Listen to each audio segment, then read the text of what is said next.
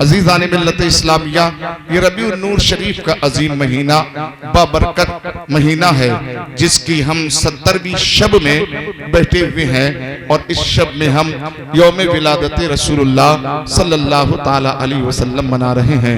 जश्न आमद मुस्तफ़ा का इनकाद सिर्फ कानपुर की सरजमीन पर नहीं किया जाता, यह भारत की सरजमीन पर ही मुस्तफ़ा की आमद के चर्चे और जलसे नहीं होते, बल्कि दुनिया के कोने कोने, दुनिया के खित्ते खित्ते में आमद मुस्तफ़ा के पुरबहार मौके पर हर एक दीवाना, हर एक आशिक, हर एक मस्ताना नबी की मोहब्बत में आमद मुस्तफ़ा पर महफिल मीलाद सजाया करता है। मौलूदुन नबी के चर्चे किए जाते हैं। सिर्फ मीलाद मुस्तफ़ा के चर्चे और जलसे जमीन पर ही नहीं बल्कि आसमानों पर भी मेरे मुस्तफ़ा के मीलाद पढ़े जाते हैं, मेरे मुस्तफ़ा के चर्चे किए जाते हैं, मेरे मुस्तफ़ा के तस्किरे किए जाते हैं। नबी की मीलाद सिर्फ फरिश्ते और इंसान ही नहीं बल्कि शजरो हजर भी मेरे मुस्तफ़ा का जलसा मनाया करते हैं। चरंद परंद भी मुस्तफ़ा जाने रहमत की महफिल मीलाद मनाया करते हैं। जमादात हो या नबातात हो, हर एक शय नबी ये कौनो मका सल्लल्लाहु ताला अलैहि वसल्लम की महफिल की मीलाद की चर्चे करते हैं। अल्लाह अकबर, ये आसमान का निकलने वाला सूरज भी मेरे नबी की मीलाद पढ़ता नजर आता है। ये आसमान पे चमकने वाला चांद भी मुस्तफ़ा जाने रहमत सल्लल्लाहु ताला अलैहि वसल्लम की मीलाद का तज़किरा करता नजर आता है। आसमान पे चमकने वाले सितारे मुस्तफ़ा जाने रहमत सल्लल्लाहु ताला अलैहि वसल्लम की मीलाद मनाते नजर आते हैं। इसीलिए तो आला हजरत अजीमुल मर्तबत मुजद्दिद आज़म दीन व मिल्लत अश-शाह इमाम अहमद रजा खान फाज़िल बरेलवी रहमहुल्लाह ताला अलैहि फरमाते हैं, अर्श पे ताजा छेड़छाड़, फर्श पे तुरफा धूमधाम। अर्श पे ताजा छेड़छाड़, फर्श पे तुरफा धूमधाम। कान जिधर लगाइए तेरी ही दास्तान है, कान जिधर लगाइए तेरी ही दास्तान है। जहां भी आप जाकर के देखो, जिस महफिल में भी चले जाओ, जिस मजमे में भी चले जाओ, बाज नबी की मोहब्बत में, मोहब्बत रसूल में नबी का जिक्र करते हैं, और बाज ऐसे हैं नबी के दुश्मन होने के बावजूद अदावत रखते हैं, लेकिन फिर भी मेरे मुस्तफ़ा का चर्चा करते नजर आते हैं। अज़ीज़ान मिल्लत इस्लामिया, ये रबीउन नूर शरीफ का वो पाकीज़ा महीना है कि जिस माह अजीम में परवरदिगार आलम जल्ल मजदहुल करीम ने दुनिया इंसानियत पर एहसान बालाए एहसान किया, करम बालाए करम इंसानों पर फरमाया कि उसने अपना प्यारा हबीब सरकार दो आलम सल्लल्लाहु ताला अलैहि वसल्लम को हमें अता फरमा दिया। अज़ीज़ान मिल्लत इस्लामिया, हम इस नेमत उज़्मा को पाने के बाद अल्लाह का जितना भी शुक्र अदा करें तो वो हमारे लिए कम है। अल्लाह अकबर, हमारे लिए बड़ी नाज की बात है, हमारे लिए बड़े फख्र की बात है। एक कानपुर के जिंदा दिल मुसलमानों, तुम्हारे लिए बड़े फख्र की बात है कि अल्लाह रब्बुल इज्जत ने हमें वो अपना हबीब अता फरमाया, उस हबीब की गुलामी अता फरमाई, उस नबी के आखिरुज़्ज़मा की उम्मत में हमें पैदा फरमाया, जिस नबी की उम्मत में आने के लिए अंबिया व मुरसलीन ने अल्लाह अकबर तमन्नाएं की है। कोई नबी खाने काबा की तामीर मुकम्मल करने के बाद में अर्ज करता है, रब्बना वबअस फीहिम रसूला, ए मौला अपने उस रसूल को मेरी औलाद में अता फरमा दे। मेरे मिल्लत के नौजवानों, हजरत मूसा तमन्ना करें, हजरत दाऊद तमन्ना करें, हजरत नूह तमन्ना करें, हजरत शीश तमन्ना करें, और हजरत आदम अला नबीना अलैहिस्सलातु व तस्लीम को जान लीजिए। अल्लाह अकबर, हमारे अब्बा हैं, सारी दुनिया इस इंसानियत के अब्बा हैं, हर एक इंसान के अब्बा हजरत आदम अलैहिस्सलातु व तस्लीम है, और पूरी दुनिया इंसानियत की माँ हजरत हव्वा रज़ियल्लाहु ताला अन्हा है। अल्लाह अकबर, आप जानते हो हजरत आदम को जब पैदा किया गया और हजरत आदम जब जन्नत में थे, जन्नत में जब सहरो तफरी करते तो अल्लाह अकबर तमाम फरिश्ते अल्लाह अल्लाह हजरत आदम के पीछे खड़े रहते थे, हजरत आदम के पीछे पीछे चलते थे। आदम के साथ आदम अगर रुकते तो फरिश्ते नियत बांध के खड़े हो जाते। हजरत आदम ने एक दिन अर्ज किया, मौलाए कायनात, ये फरिश्ते मेरे पीछे क्यों चलते हैं? जब मैं चलता हूँ तो पीछे फरिश्ते चलते हैं, जब मैं रुक जाता हूँ तो फरिश्ते हाथ बांध के खड़े हो जाते हैं, मामला क्या है मुझे समझ में नहीं आ रहा। उस वक्त रब्बे कदीर ने फरमाया था, ए आदम तुम्हारी पुष्ट के अंदर हमने अपने प्यारे महबूब के नूर को रखा है, जिस नूर का दीदार करने के लिए ये फरिश्ते हमेशा तुम्हारे पीछे रहते हैं। जब नबी के नूर का तस्किरा सुना, जब नबी के नूर के जलवों का तस्किरा हजरत आदम ने जन्नत में सुना, अर्ज करते मौला इस नूर को मेरी पुष्ट से निकाल के मेरी पेशानी में रख दे, ताकि ये फरिश्ते मेरी पीठ के पीछे नहीं आदम के सामने खड़े होकर ताज़ीम करें। अल्लाह अकबर। अब जरा जहन को करीब करते चले जाए मेरे कौम के, मैं अल्लाह अकबर, मेरे मिल्लत के नौजवानों, अल्लाह ने आका का नूर हजरत आदम की पेशानी में रखा, और जब पेशानी ये आदम में नूर मुस्तफा चमकने लगा, नूर मोहम्मदी की चमक हजरत आदम की पेशानी में आती है, और फरिश्ते हजरत आदम के सामने खड़े होते हैं। अल्लाह अकबर। तमाम फरिश्ते आदम के सामने ताजीम बांधे हुए, हाथ बांधे हुए खड़े हुए हैं। हजरत आदम जब फरिश्तों को देखते तो मुस्कुराते नजर आते, मुस्कुराते थे। एक दिन कहने लगे मौला जिस नूर मोहम्मदी का अदब फरिश्ते इस अंदाज से कर रहे हैं, और उस नूर की बरकत से तूने मुझे भी अजमत दे दी, मुझे भी शान अता फरमा दी कि नूर पेशानी में मेरे है, फरिश्ते अदब जहां जो है नूर मोहम्मदी का कर रहे हैं, उस नूर के सदके फरिश्ते आदम की भी ताज़ीम कर रहे हैं।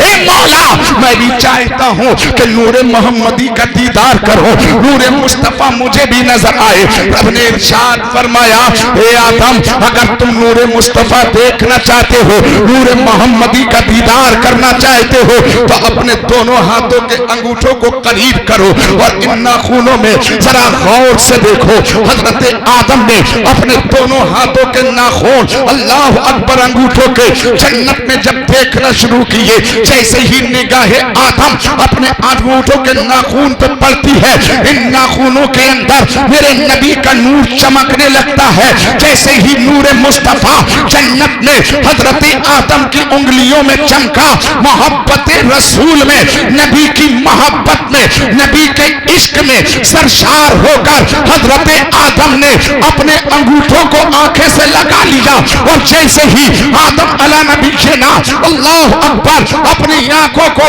अंगूठों को जो है आंखों से लगाते हैं, मेरे नबी ने इरशाद फरमाया था, अबू बकर ने जब उंगलियां चूमी थी, नबी ने फरमाया था, हे लोगों मेरा नाम सुनकर जो भी अपने अंगूठों को चूम के आंखों से लगाएगा, कभी उसकी आंखों की रोशनी में कमी नहीं आएगी। नारे तकबीर, नारे रिसालत, नारे गौस, आमदे सरकार, नूरे मुहम्मदी सरकार की आमद, मक्के की आमद, मदने की आमद, सैयद इरफान रसूल साहब क़िबला सरज़मीने खानपुर।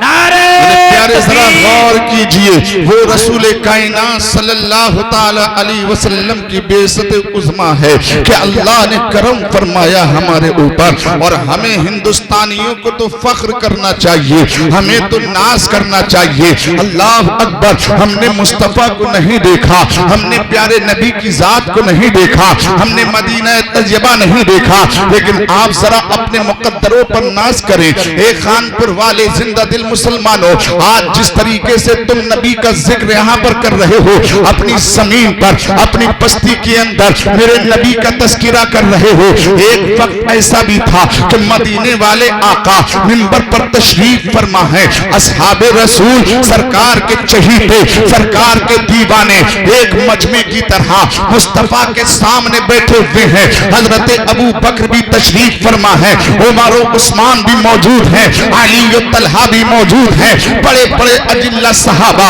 सरकार के सामने दो जानू होकर के बैठे हैं। मेरा मुस्तफा खिताब कर रहा है, इमामुल अंबिया तकरीर फरमा रहे हैं, नबी ये कौनैन वाज़ो नसीहत कर रहे हैं, और तकरीर के दौरान नबी इरशाद फरमाते हैं, ए मेरे दीवानों सुनो, मुझे मुल्क हिंद की जमीन से अपने आशिकों की खुशबू आती है, अपने दीवानों की खुशबू आती है, अपने परवानों की खुशबू आती है, अपने मस्तानों की खुशबू आती है। क्या मतलब? यानी कि ये दीवानगी जो कानपुर वाले आज पेश कर रहे हैं, तुम तो आज पेश कर रहे हो, लेकिन तुम्हारी इस मोहब्बतों का चर्चा मेरे नबी ने अपनी ज़ाहिरी हयात में अपने असहाब के दरमियान में फरमा के ये बता दिया कि हिंदुस्तान की जमीन पर मेरे ऐसे आशिक होंगे, ऐसे दीवाने होंगे कि मेरी मोहब्बत के खातिर वो जमाने से टकरा जाएंगे, लेकिन मेरी मोहब्बत को अपने सीनों से निकालने बेशक। सुभान अल्लाह, सुभान अल्लाह, वाह वाह, माशाअल्लाह, सुभान अल्लाह। ये वो मोहब्बत है, ये वो दीवानगी है जो आज पूरे भारत के अंदर नजर आती है। आज अगरचे हिंदुस्तान के लोग हमारे ऊपर जुल्म करें, अगरचे इस्लाम और इस्लाम के अनुयायियों के खिलाफ साजिशें की जाएं और उनके ऊपर अल्लाह अकबर तरह तरह की टिप्पणियां करके मुसलमानों के दिलों को दुखाया जाए, अगरचे हमारी वफादारी पर शक किया जाता है, हमारे वतन की मोहब्बत पर अल्लाह अकबर शक की बुनियाद पर मुसलमानों को देखा जाता है, अल्लाह अल्लाह, लेकिन वो क्या जाने कि वतन की मोहब्बत कैसी होती है। तुम्हें क्या मालूम हमें भारत से प्यार कितना है? तुम कहोगे तो तुम्हारे कहने से हम मोहब्बत नहीं करेंगे, बल्कि हमारी रगों में वतन की मोहब्बत समाई भी है। जिस तेजी के साथ हमारे वजूद के अंदर, हमारे जिस्म के अंदर खून की रफ्तार से, खून जिस रफ्तार से चलता है, उसी रफ्तार से हमारी मिट्टी की बूंदी हमारे अंदर तोड़ती है। इस वतन से कोई भी बगावत करे तो कर सकता है, लेकिन सच्चा नबी का आशिक, नबी का सच्चा वफादार, नबी से मोहब्बत करने वाला इस मिट्टी के खातिर अपनी गर्दन कटा सकता है, लेकिन इस वतन से गद्दारी नहीं कर सकता। क्यों नहीं कर सकता? सुनो, इस वतन से मोहब्बत हमें क्यों है? अल्लाह अकबर, यहाँ पर पैदा हुए हैं, हमारी वतन अजीज है, हमारा वतन है, हमारा मुल्क भारत कोई आम भारत नहीं है। अल्लाह अकबर, मेरे आका का नूर जब चमका है, मेरे आका के नूर की किरण जब पड़ी है, मेरे आका के नूर की रोशनी पहली जब पड़ी है, मेरे आका के नूर की किरण ने जो सबसे पहले अगर जलवा बखेरा है, सबसे पहले नूर मुस्तफा की रोशनी अगर फैली है, नबी के नूर का जलवा अगर किसी जमीन पर बिखरा है, वो मक्का की जमीन नहीं है, वो मदीना की धरती नहीं है, वो तुर्किस्तान की जमीन नहीं है, वो ईरान की धरती नहीं है, वो चीन की धरती नहीं है, वो जापान की धरती नहीं है, वो इंडोनेशिया की धरती नहीं है, वो अमेरिका और लंदन और थाईलैंड की धरती नहीं है। आप कहोगे उस नूर का जलवा सबसे पहले जमीन पर कहां पड़ा है? तो हम कहेंगे जब हजरत आदम जन्नत से जमीन पर आ रहे हैं तो वो मक्का की जमीन नहीं थी। आदम का जब वजूद जमीन पर आया वो मदीना की धरती नहीं थी, वो चीन की जमीन नहीं थी, बल्कि सबसे पहले पूरी दुनिया के बाप जो तशरीफ लाए हैं जन्नत से, वो किसी और जमीन पर नहीं, भारत की जमीन पर आए हैं। अल्लाह अकबर। आप कहोगे जब आदम भारत की जमीन पर आए तो क्या फायदा हुआ? इससे क्या पता चलता है? हम बताते हैं तुम्हें, जब हजरत आदम सारी दुनिया की जमीनों से पहले भारत की जमीन पर आए हैं, तो हजरत आदम तन्हा नहीं आए हैं, बल्कि आदम के साथ सबसे पहले नबी के नूर का जलवा भी इसी जमीन पर आया है। नारे तकबीर, नारे रिसालत, नारे गौस, आमदे रसूल, सरजमीन हिंदुस्तान, सरजमीन हिंदुस्तान, आका की आमद, आमदे मुस्तफा, आमदे मुस्तफा, नारे तकबीर, नारे रिसालत। यही वजह है कि भारत का मुसलमान सब कुछ गवारा कर सकता है, लेकिन अपने वतन की एक जर्रा मिट्टी भी किसी दूसरे मुल्क को ले जाने नहीं देगा। अल्लाह अकबर। देख ले हमारी तारीख, जब हमारे मुल्क पर अगयार ने हमला किया तो वीर अब्दुल हमीद जैसे नौजवान सामने निकल के आए हैं और उन्होंने अपनी छाती पाकिस्तान के टैंकों के सामने पेश करके उनको तो मिटा दिया है, लेकिन अपनी भारत भारत की जमीन का 1 इंच टुकड़ा किसी दुश्मन को ले जाने नहीं दिया है। ये मुसलमान ही है कि अपने वतन से सच्ची मोहब्बत करता है। क्यों? जानते हो इसकी वजह यह है कि मेरे नबी रहते मदीने में है, लेकिन अपने मानने वालों को पैगाम दे रहे हैं, हुब्बुल वतनी शोबतुल ईमान। ये लोगों जहां रहो उस जगह से मोहब्बत करो, जहां पैदा हुए हो उस जमीन से मोहब्बत करो, उस जमीन से प्यार करो। तुम क्या दर्श दोगे वतन से मोहब्बत का? मेरे नबी के इश्क ने हमारी घुट्टी में वतन की मोहब्बत को पिला दिया है। और ये दीवाना किसी दुनियादार की बात नहीं मानता, बात मानता है तो मदीने के ताजदार की बात। सुभान अल्लाह, सुभान अल्लाह, सुभान अल्लाह, वाह वाह, बहुत अल्लाह। मेरे प्यारे अल्लाह के रसूल फरमाते हैं कि वतन की मोहब्बत ईमान का जुज है, ईमान का हिस्सा है, और जो चीज ईमान के हिस्से में शामिल हो मुसलमान उससे अदावत नहीं कर सकता, उसके खिलाफ नहीं जा सकता। अल्लाह अल्लाह। और आओ जरा नूर की बरकतें देखते चले जाएं। हिंदुस्तान के अंदर कितने मौसम पाए जाते हैं? 3 मौसम हैं। कितने हैं? कितने हैं? बोलते जाइए बात में, ताकि आपकी इल्म में इजाफा हो। कितने मौसम हैं? 3 मौसम हैं। गर्मी, सर्दी, बरसात, 3 मौसम है। 4 महीने ठंड, 4 महीने बरसात, 4 महीने गर्मी रहती है। मुल्क भारत के अलावा आप किसी भी मुल्क का दौरा कर लीजिए, सिवाय एक मौसम के दूसरा मौसम नहीं मिलेगा। कहीं पर या तो गर्मी ही गर्मी पड़ती है, गर्मी के अलावा कुछ नहीं होता। कौन से मुल्क ऐसे हैं कि जहां सिर्फ बारिश होती है, गर्मी और सर्दी नहीं होती।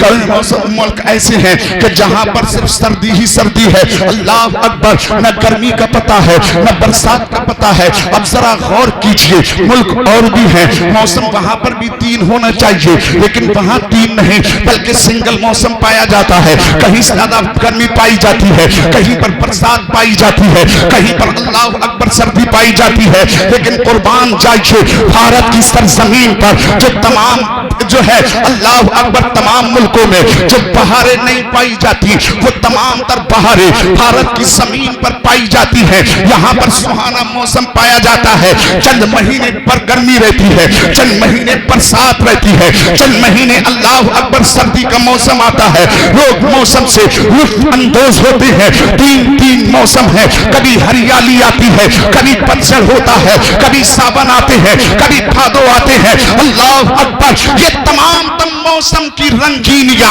ये मौसम की खूबसूरतियां तमाम दुनिया के अंदर नहीं मिल सकती जो भारत को हासिल है। ये इम्तियाजी अल्लाह अकबर इम्तियाज हासिल है। ये वाहिद इम्तियाज पूरी दुनिया के अंदर भारत की जमीन को हासिल है, जिसको 3 मौसम अल्लाह ने अता किए। और ये 3 मौसम भारत होने की बुनियाद पर इसे हासिल नहीं हुए, बल्कि इसकी वजह यह है भारत को जो 3 मौसम मिले हैं, असल वजह यह है कि सबसे पहले नबी के नूर का जलवा किसी जमीन ने नहीं देखा, भारत की जमीन ने देखा। तो अल्लाह का करम हुआ कि उस नूर के जलवों से अल्लाह ने इस जमीन को भी इम्तियाजी शान अता फरमाई। सुभान अल्लाह, सुभान अल्लाह। नारे तकबीर, नारे रिसालत, नारे रिसालत, शाने नूरे मुहम्मदी, आमदे मुस्तफा, आमदे रसूल, सैयद इरफान रसूल साहब क़िबला, सरजमीने खानपुर। नारे तकबीर। मेरे प्यारे, ये वो आमद रसूल है, ये उस मुस्तफ़ा की महफिल है, उस नूर मोहम्मदी का तस्करा है, उस नूर का जिक्र कर रहे हैं, उस नूर का चर्चा कर रहे हैं कि जिसके चर्चे के ताल्लुक से अल्लाह अकबर परवरदिगार आलम खुद कुरान में फरमाता है, व अम्मा बिनिअमति रब्बिका फहद्दिस। आप उठक बैठक ना करें, बैठ जाएं इत्मीनान से, मेरी बात तवज्जो से समाअत करें। अगर तवज्जो से सुनेंगे जब भी मैं आपको कुछ सुना सकता हूँ। मैं भी जानता हूँ वक्त बहुत हो चुका है, हालांकि ये वक्त तकरीर का नहीं है, लेकिन मैं आपको दाद देता हूँ आपके जज्बातों को, आपकी मोहब्बतों को, कि इतना वक्त गुजरने के बावजूद आप पूरी जिम्मेदारी के साथ यहाँ बैठकर नबी का जिक्र सुन भी रहे हैं और सुन सुन के मचल भी रहे हैं। इंशाअल्लाह ताला आज नबी का जिक्र सुन के यहाँ मचलोगे, कल कयामत के दिन इंशाअल्लाह इस जिक्र की बरकत से नबी के दामन में मचलते नजर आओगे। वो मैदान महशर नबी के जिक्र के अल्लाह अकबर कैसे मचलोगे, जिस मैदान महशर में तमाम कायनात भूल जाएगी, हर एक इंसान भूल जाएगा, बाप बेटे को ना पहचानेगा, बेटा बाप को ना पहचानेगा, माँ बेटी को ना जानेगी, बेटी माँ को ना जानेगी, भाई बहन को, बहन भाई से भागेगी, बीबी शौहर से, शौहर बीबी से, दोस्त दोस्त से भागता नजर आएगा, रिश्तेदार रिश्तेदार को छोड़ देंगे, हर एक इंसान एक दूसरे से जुदा होगा, कोई किसी को पहचानने के लिए तैयार ना होगा, कोई किसी को बचाने के लिए तैयार ना होगा, कोई किसी का हामी और नासिर ना होगा, कोई किसी का यारो मददगार ना होगा। कानपुर के जिंदा दिल मुसलमानों मचलो, जो जुमला दे रहा हूं, आज महफिल मीलाद में बैठकर अपनी खड़ी की सुई पे नजर ना करके नबी का जिक्र सुन के मचलते रहो, नबी के नाम पर उछलते रहो, नबी के नाम का नारा लगाते रहो। कसम खुदा की, ये मचलना, ये नबी की मोहब्बत में उछलना, ये नबी की मोहब्बत में नगमे पढ़ना कल कयामत में तुम्हें ऐसा काम देगा जब जमाना कयामत में छोड़ देगा। नबी पुकारेंगे, ए दीवाने, कल तू जमीन पर मेरा नाम सुन के मचला था, परेशान ना हो, ये चादर नूर की इसीलिए फैली है, कल तू सुन सुन के जमीन पे मचलता था। आ हम मेरी चादर के तले आ। आला हजरत फरमाती है, जब माँ इकलौते को भूले आ कह के बुलाते ये है। वाह वाह वाह वाह, बेशक, सुभान अल्लाह सुभान अल्लाह सुभान अल्लाह सुभान अल्लाह। मेरे प्यारे, वो है दीवानगी, वो है मोहब्बत रसूल, वो है इश्क रसूलुल्लाह सल्लल्लाहु ताला अलैहि वसल्लम, जिसका जाम अपने सीनों में रखोगे इंशाअल्लाह उन चरागों की लो, उसकी रोशनी आपको दुनिया में भी नजर आएगी, उसकी बरकतें आपको आपकी कब्रों में भी नजर आएंगी, उसकी बहारें कल क़यामत के दिन भी इंशाअल्लाह नजर आएंगी। हम तो सिर्फ इतना कहेंगे कि इन महफिलों में आओ तो दीन सीख के जाया करो, दीन की बात सीख के जाया करो, अपने बच्चों की तरबियत करो, अपने बच्चों को सिखाओ, अदब सिखाओ। कौन सा अदब सिखाओ? आओ हदीस रसूल पेश कर दूं। प्यारे आका जाने रहमत सल्लल्लाहु ताला अलैहि वसल्लम फरमाते हैं, हम सब कुछ अपने बच्चों को नॉलेज देते हैं, अपने बच्चों को सब कुछ सिखाते हैं, अपनी बेटियों को सब कुछ सिखाते हैं, अपने बच्चों को इंग्लिश सिखाई, अपने बच्चों को मैथमेटिक्स, अपने बच्चों को जो है बायोलॉजी हमने पढ़ाई, अपने बच्चों को जो है हर चीज सिखाते हैं। अल्लाह अकबर। दुनिया की तिजारत हम अपने बच्चों को सिखाते हैं, दुनिया के कारोबार में कैसे आगे बढ़ना है हम अपने बच्चों को सिखाते हैं। जो खेती किसानी करने वाले हैं, जो जमीन से ताल्लुक रखते हैं, वो जमीन की तमाम तर चीजें, छोटी से छोटी चीजें बारीकियों के तौर पर अपने बच्चों को सिखाते हैं। इसलिए कल उन्हीं की औलादों को उनकी खेती किसानी संभालनी है, इसलिए उनकी तरबियत अभी से की जाती है ताकि वो खेती किसानी करने में इतने माहिर हो जाए कि जब उन्हें जरूरत पड़े और उस मंजिल पर पहुंचे और उनका काम जब तिजारत करके खेती करने का आए तो खेती करने में कोई दुश्वारी ना आए। जो लोग दुकानदार हैं, दुकान से ताल्लुक रखते हैं, वो अपने बच्चों को हाथ पकड़ के अपनी दुकानों पे ले जाते हैं और उन्हें अपने करीब बिठा करके उनको लेन देन सिखाते हैं कि किस तरीके से सौदा को खरीदा जाता है, किस तरीके से सौदा बेची जाती है। कस्टमर दुकान पे आए तो उसे किस तरीके से अल्लाह अकबर रोका जाता है, उसे किस अंदाज से डील किया जाता है। वालिदैन माँ बाप उसकी तरबियत उसी अंदाज में करते हैं। कोई तिजारत पेशा आदमी है, वो तिजारत के गुण अपने बच्चे को भरपूर तरीके से सिखाता है। कोई बिजनेसमैन है, वो बिजनेस के तमाम तरीके अपने बच्चे को सिखाता है ताकि मेरे बाद मेरा बिजनेस इसी को संभालना है, मेरी दुकान मेरे बाद इसी को संभालनी है, मेरे बाद मेरी खेती को इसी को संभालना है। कोई डॉक्टर है तो वो अपने बच्चों को डॉक्टरी लाइन में डाल करके पूरी तरबियत डॉक्टरी के ताल्लुक से करता है। दुनिया के यूं समझ लीजिए, दुनिया के हर पहलू पे इंसान नजर रखता है और हर चीज दुनिया की अपने बच्चों के हवाले करता है, हर चीज अपने बच्चों को देता है। खेती किसानी करने वाला खेती किसानी का तरीका बच्चों को सिखाता है, दुकान चलाने वाला दुकान का तरीका बच्चों को सिखाता है, तिजारत करने वाला अपनी तिजारत का तरीका बच्चों को सिखाता है, बिजनेसमैन अपने बिजनेस का तरीका बच्चों को सिखाता है। लेकिन नहीं सिखाता तो नबी की मोहब्बत नहीं सिखाता, नहीं बताता तो नबी का अदब नहीं बताता। दुनिया की नॉलेज तो बच्चों को देते हो लेकिन अपने बच्चों को दीन नहीं सिखाते, अपने बच्चों को दीन की मालूमात नहीं देते, नबी की शरीयत नहीं सिखाते। आओ मेरे प्यारे, अगर सबसे पहले मेरी और तुम्हारी जिम्मेदारी है वो अपने बच्चों को खेती किसानी सिखाने की नहीं है, दुकान और तिजारत का मसला हल कराना उसको सिखाने की जो है जिम्मेदारी नहीं है, बल्कि आका फरमाते हैं, मदीने के ताजदार फरमाते हैं, ए लोगों अगर तुम अपने बच्चों को सिखाओ तो सबसे पहले 3 चीजें सिखाओ। वो 3 चीजें क्या है? अल्लाह के रसूल फरमाते हैं, अद्दिबू औलादुकुम अला सलासति खिसाल, ए लोगों तुम अपनी औलादों को 3 चीजें सिखाओ। या रसूल अल्लाह वो 3 चीजें क्या है? मुस्तफा फरमाते हैं, हुब्बा नबीयकुम, पहली चीज ये है कि तुम अपनी नबी की मोहब्बत अपने औलादों को सिखाओ, अपने नबी की मोहब्बत अपनी बेटियों को सिखाओ, अपने नबी की तालीम अपने बच्चों को दो, अपने नबी की मोहब्बत अपनी बच्चियों को दो। क्यों दो?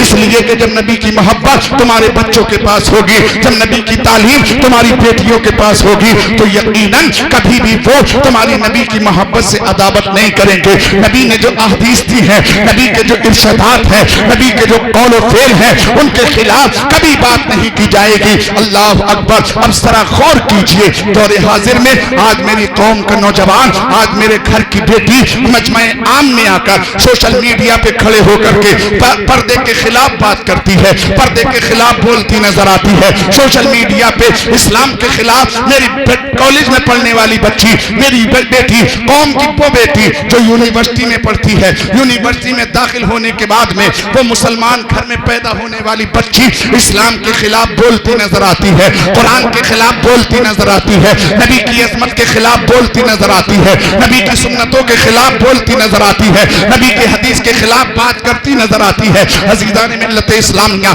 सिर्फ बेटी ही नहीं बल्कि कौम का बेटा भी, अल्लाह अकबर, जब कॉलेज के अंदर जाता है, जब यूनिवर्सिटी के अंदर जाता है तो इस्लाम के खिलाफ बात करता नजर आता है। ये कोई मैं मनगढ़ंत बात नहीं कह रहा हूँ, बल्कि रोजाना सोशल मीडिया पे ना जाने कितनी वीडियो अपलोड होती रहती है कि मुसलमान बेटियां मंदिरों में तिलक लगा के पूजा करती नजर आती है। अल्लाह अकबर। अगर कोई आलिम उनके खिलाफ बात करे तो वो सीना चौड़ा करके चौराहे पर आ जाती है, मीडिया में आ जाती है और न्यूज चैनल पर बैठ करके इस्लाम के खिलाफ और इस्लाम के जो अल्लाह अकबर उन उलमा के खिलाफ कि जिनके ताल्लुक से मदीने वाले ने फरमाया था कि मेरी उम्मत के उलमा बनी इस्राइल के नबियों के हम पल्ला है, उनकी तौहीन करती नजर आती है। किसकी मोहब्बत में? दुनिया की मोहब्बत में, दुनिया की चाहत में, दुनिया की रंगीनियों की बुनियाद पर ये बेटी भूल गई अपने उस वक्त को, ये बेटी भूल गई अपने उस टाइम को। ये बेटी याद कर, आज तू इस्लाम और बानिए इस्लाम के खिलाफ बकवास करती है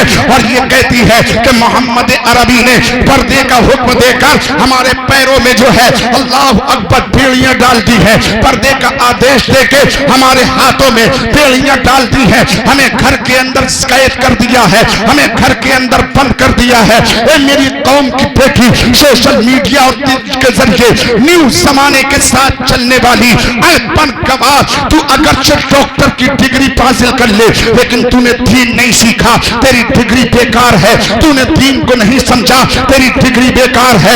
इस्लाम को नहीं जाना, तेरी डिग्री बेकार है। क्यों?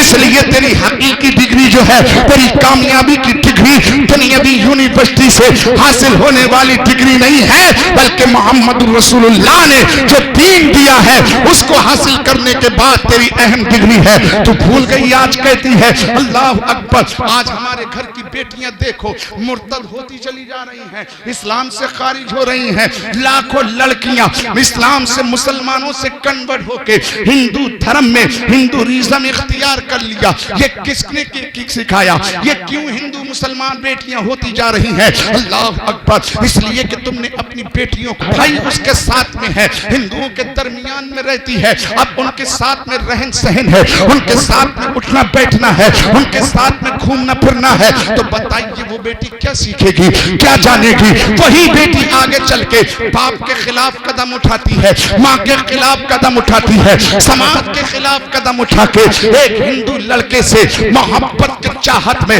उसकी मोहब्बत में गिरफ्तार होकर इस्लाम से दूर होकर मुर्तद बन के उसके साथ शादी रचाती है और फिर सोशल मीडिया पे आके न्यूज चैनल पर आकर के इस्लाम और कुरान के खिलाफ बकवास करती है कि इस्लाम तो बहुत दरिंदा मजहब है, इस्लाम तो आतंकवाद का पाठ पढ़ाता है। ए मेरी कौम की बेटी, मेरी बात गौर से सुन। कानपुर के जिंदा दिल मुसलमानों, मेरे जुमले अपने दिलों में निकल के लेके जाना। मैं तुम्हें हंसाने के लिए नहीं, दिल का लहू तुम्हें पिलाने के लिए आया हूँ, इसलिए कि दुनिया चंद रोजा है, आखिरत की जिंदगी के लिए जियो। जीना है दुनिया की रंगीनियों के लिए नहीं, नबी ये कौनैन की मोहब्बत के लिए जियो।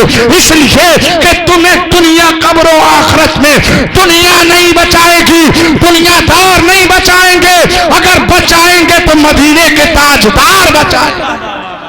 बेशक बेशक मेरे प्यारे, अल्लाह अकबर। बेटी कहती नजर आती है बुरी बुरी बातें, मैं क्या कहूँ क्या गिनाऊं, अल्लाह अकबर। लेकिन सुने ये मेरी बेटी, कौम की बेटी, और मेरे कौम के नौजवान भी सुने, अल्लाह अकबर। मेरे बूढ़े माँ बाप भी सुने, माएँ इस बात को ज़हनशीन करें। ये मेरी कौम की बेटी, भूल गई उस वक्त को जब आका तशरीफ न लाए थे तो तू एक सांस लेने के लिए तरस रही थी। भूल गई उस वक्त को जब आका तशरीफ न लाए थे तो आदमी तेरे साथ क्या जुल्म करते थे। भूल गई उस रात को, उस लम्हों को कि तेरे ऊपर कितना अत्याचार किया जाता था। तू सिसकती थी, तू रोती थी, तू बिलकती थी, तड़पती थी, आएं भरती थी, बाप को देखती थी। ये बाप मेरा क्या कसूर है, कौन सी गलती की सजा मेरा बाप तू मुझे दे रहा है कि मेरे जीने का हक तूने छीन लिया है, मेरे जीने का अधिकार तू छीन रहा है। जिस रब ने मुझे दुनिया में भेजा, तूने उस रब के खिलाफ काम करते हुए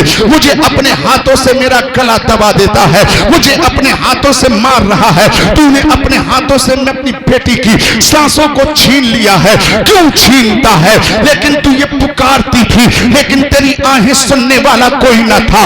तू सिसकती थी, उन सिसकियों का एहसास करने वाला बाप का ज़मीर मर चुका था, दुनियादारों का ज़मीर मर चुका था। तेरी आहों को मुस्कुराहटों में बदलने वाला कोई नजर नहीं आता था। अल्लाह अकबर। तू तड़पती थी, याद कर उस वक्त को जब तुझे मनहूस समझ के दुनिया के लोग हिंदुस्तान में चिता के साथ तुझे जिंदा जलाते थे और अरब की जमीन पर जिंदा जमीन में दबा दिया जाता था। ये तारीख है पूरी दुनिया की, औरत की कोई हैसियत, कोई बिसात ना थी। अल्लाह अकबर। ए मेरी कौम की बेटी, याद कर उस जुल्म से, उस आतंकवाद से, उस दहशतगर्दी से बचाने वाला कौन है? उस बाप के जुल्म के हाथों से तुझे जिंदगी देने वाला कौन है? तू रोती थी, तेरी रोने को दूर करके तेरा चेहरा जो मुरझाया हुआ था, उस मुरझाए हुए चेहरे को शगुफ्ता गुलाब बनाने वाली जात कौन है? दुनिया के पर्दे पर पढ़ ले बड़ी सी बड़ी यूनिवर्सिटी की किताब, बड़े से बड़े फिलोसफर की जिंदगी पढ़, बड़े से बड़े महापुरुष की जिंदगी पढ़ ले, कोई भी इस मैदान में तुझे नजर नहीं आएगा जिसने तुझे तेरे बाप से बचाया हो, तेरे जो है अल्लाह अकबर समाज से तुझे चलने से बचाया हो। अगर इस दुनिया के अंदर कोई अजीम जात है जिसने तुझे जिंदा दबने से बचाया, वो जात कोई और नहीं, मदीने वाले आका की जात। बेशक बेशक, सुभान अल्लाह सुभान अल्लाह। तो एहसान मानना चाहिए इस बेटी को, हकीकत बात है। इस बेटी को एहसान मानना चाहिए कि मुझे बचाने वाला मुस्तफा, मुझे जिंदगी देने वाला मुस्तफा, मुझे जमीन में दरगोर होने से बचाने वाला जात नबी ये कौनैन आमिना का लाल है। तो इसे कितनी मोहब्बत करनी चाहिए थी। लेकिन क्या करूं, मेरी कौम की ये कम नसीब बेटी कितनी गलत रास्ता इख्तियार कर चुकी है। जिस नबी ने तुझे जिंदगी अता की, जिस नबी ने तेरे चेहरे पे मुस्कुराहटें ला करके रखी, आज तू उसी नबी के खिलाफ बगावत करती है, उसी इस्लाम के खिलाफ बगावत करती है। तेरी हैसियत क्या थी? आज इस बेटी को अल्लाह अकबर जो लोग सहमत समझते थे, मुस्तफा क्या आए, मेरे आका ने फरमाया लोगों ये बेटी तुम्हारे लिए सहमत नहीं है बल्कि अल्लाह की तरफ से बेटी की शक्ल में तुम्हारे लिए रहमत है। अल्लाह अकबर, कैसी रहमत है। मुस्तफा फरमाते हैं जिसने बेटी को जिसके घर में, और एक बात और सुन ले माँ बाप, बात नहीं बाप सुने, दादा भी बैठे होंगे, चचा भी बैठे होंगे, ताऊ भी बैठे होंगे, सब लोग बैठे होंगे, बूढ़ी दादियां भी बैठी होंगी। घर के अंदर अगर पोती आ जाती है, दादी का चेहरा सूखे करेले की तरह हो जाता है, दादा का चेहरा मुरझा जाता है, बाप अलग कोने में सर पीटता है। जो कल तक बेटे की खुशी पे डीजे बजा रहे थे, रंडियां बुला बुला के नचा रहे थे, आज बेटी की पैदाइश पर पूरे घर के अंदर मातम पसरा हुआ है। बूढ़ी दादी अलग चीख रही है, कब से ये मनहूस औरत आ गई कि लड़कियां ही लड़कियां पैदा हो रही हैं। शर्म कर, शर्म, मेरी बूढ़ी माँ शर्म कर, ये मेरी कौम के बूढ़े शर्म कर। बेटी को देख करके तू कहता मनहूस है। सुन, तेरे घर के लिए तेरी बेटी मनहूस नहीं, तेरे घर के लिए अल्लाह की तरफ से रहमत बन के आई है, तेरे घर के लिए बरकत बन के आई है। तू क्या जाने बेटी क्या शान रखती है। बेटे की जिसकी तमन्ना कर रहे हो अल्लाह बेटा अता करे, अच्छी बात है, लेकिन बेटे से ज्यादा खुशियां मनाया करो बेटी पर, इसलिए कि बेटा घर के अंदर पैदा होता है तो नेमत आती है, सिर्फ अल्लाह की रहमत नहीं आती। लेकिन बेटी अगर घर के अंदर पैदा होती है, नेमत नहीं बल्कि अल्लाह की रहमत बन के आती है। और कैसी रहमत बन के आई है, मुस्तफा की ज़बानी सुन लो। मेरे आका फरमाते हैं मुबारक हैं वो माँ बाप कि जिनके घर में अल्लाह ने बेटी अता करी, और सबसे ज्यादा मुबारकबाद है वो माँ बाप जिनकी सबसे पहली औलाद बेटी होती है। अल्लाह अकबर। अब मुस्तफा का जुमला सुनो, एक बेटी को मनहूस मानने वालों, बेटी पैदा हो जाए उस पर खुशी ना करने वालों, बेटा पैदा हो तो तुम खुशी करो ना करो, लेकिन जब बेटी पैदा हो तो जरूर खुशी मनाया करो, गरीबों को खाना जरूर खिलाया करो, बेटी की पैदाइश पर अल्लाह का जिक्र जरूर किया करो, उसका एहसान मानते हुए उसकी बंदगी किया करो, इबादत में इजाफा किया करो।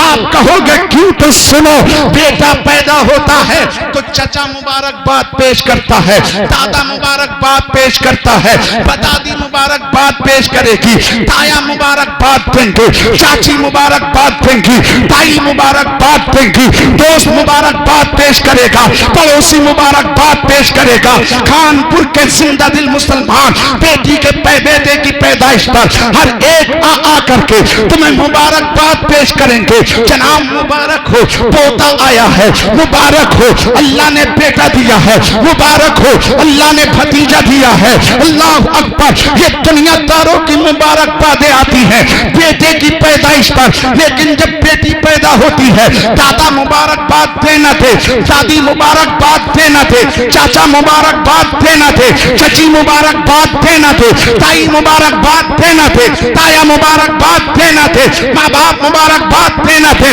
दुनिया का ज़मींदार, दुनिया का नेता और लीडर किसी को मुबारकबाद देना थे। मदीने वाले फरमाते हैं खुश नसीब है वो माँ, खुश नसीब है वो बाप जिसके घर में बेटी पैदा होती है। क्या मतलब, क्यों खुश नसीब है? आका फरमाते हैं बेटे की पैदाइश पर दुनियादार मुबारकबाद देते हैं, लेकिन जिसको अल्लाह बेटी दे तो दुनियादार मुबारकबाद नहीं देते। अल्लाह जिब्रील से फरमाता है जिब्रील जाओ जाओ फरिश्तों को जन्नत से लेके जाओ। अर्ज करते जिब्राइल कहाँ? रब फरमाता है उस घर पे जाओ जिस घर के अंदर आज बेटी पैदा हुई है। हे मौला, वहां जाके क्या कहें? फरिश्ते अर्ज करते हैं, रब फरमाता है तुम उस घर पे जाके उसके माँ बाप को मेरा सलाम पेश करो और मेरी तरफ से उस बेटी के माँ बाप को मुबारकबाद भी दे दिया। बेशक सुभान अल्लाह, सुभान नारे तकबीर, नारे रिसालत, आमदे मुस्तफा, आमदे सरकार, सरकार की आमद, मक्की की आमद, मदनी की आमद, सैयद इरफान रसूल साहब क़िबला, नारे तकबीर, नारे रिसालत। सुभान अल्लाह, सुभान अल्लाह। जरा गौर करें, कितना खुश नसीब है वो माँ, कितनी अजमत वाला है वो बाप। क्या दादा ने अब्बा ने मुबारकबाद दियो ना दियो टेंशन मत ले, दुनियादार मुबारकबाद देना दे बेटी पर, लेकिन तेरा रब तुझे मुबारकबाद पेश कर रहा है। और कैसे पेश कर रहा? अल्लाह के रसूल फरमाते कुल मलाइका, फरिश्ते आते हैं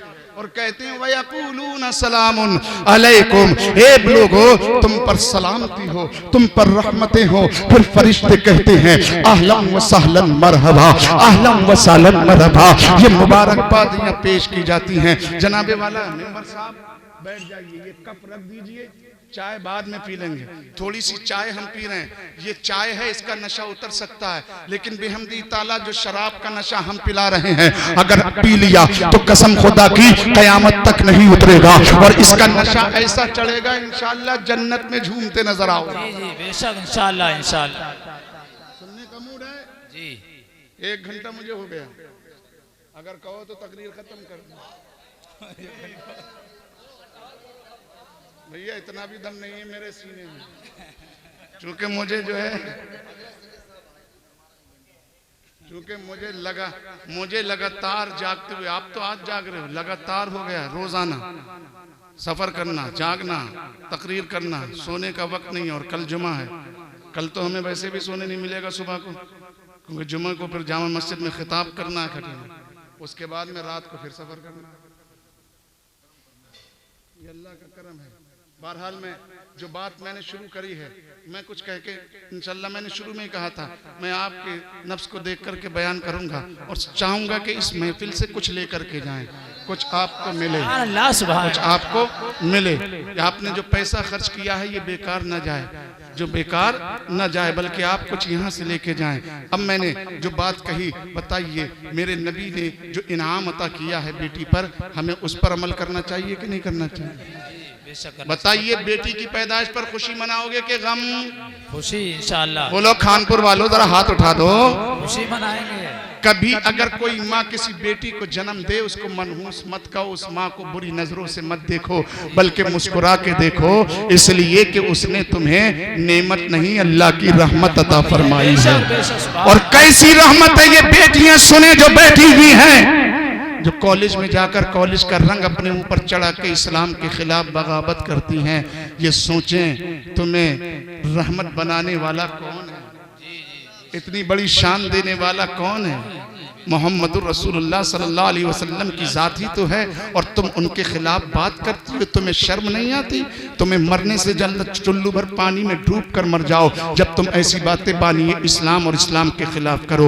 इसलिए कि तुम तो मर रही थी, लेकिन तुम्हें जिंदगी मुस्तफ़ा ने अता की। माँ बाप तुम्हारी पैदाइश पर मातम करते थे, लेकिन माँ बाप के चेहरों पर खुशी तुम्हारी पैदाइश पर किसने दी? मुस्तफ़ा जाने रहमत ने। और सिर्फ यही नहीं, अब मैं उन माँ बाप को मुस्ता दे रहा हूं जिनके घर में बेटियां होती हैं। अल्लाह अकबर। लोग बेटियों से परेशान होते हैं, परेशान मत हो, परेशान मत हो। बड़े किस्मत वाले हैं जिनको अल्लाह ने बेटियां दी हैं। अरे बेटे पैदा होते हैं वो तो तुम्हारा कारोबार संभालते हैं, लेकिन बेटी पैदा होती है अल्लाह की रहमत बन के आती है, रहमत लेके आती है। और इतना बड़ा इनाम बेटी की पैदाइश पर मदीने वाले ने माँ बाप को दिया।